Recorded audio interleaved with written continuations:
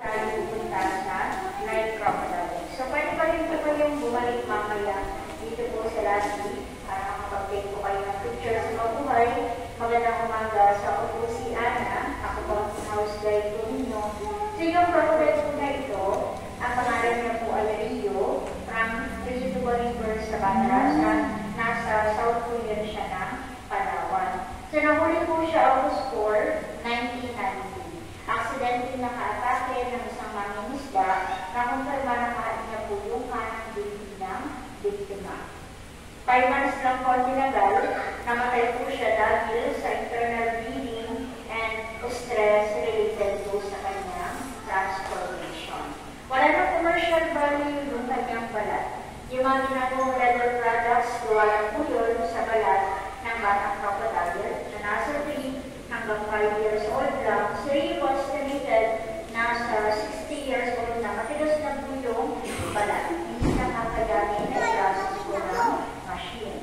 So, dati si Rio may hawak ng record bilang pinakamalaking crocodile na nahuli po sa wire dito lang po sa Pilipinas. Sila wala na-recognize bilang pinakamalaking crocodile sa buong mundo. Nasa 5 meters po si Rio, si Lolo naman ay nasa 6 na metro. So, isang metro pa yung hinaban niya dito po sa crocodile.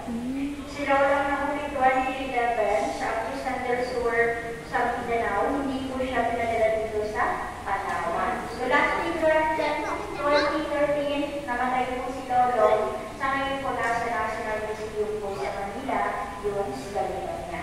So, verify ko lang yung mga crocodile products po na nabibili dito po sa Palawan, galing po po doon sa Teresa Rizal, Adams from Davao. Hindi po kami nagkakatay po ng crocodile para ilagay yung kanilang gift at yung skin. Kami po ay special project ng PNR as a Rescue and Conservation Center. Lahat ng crocodile products po wala po yun from saltwater crocodile.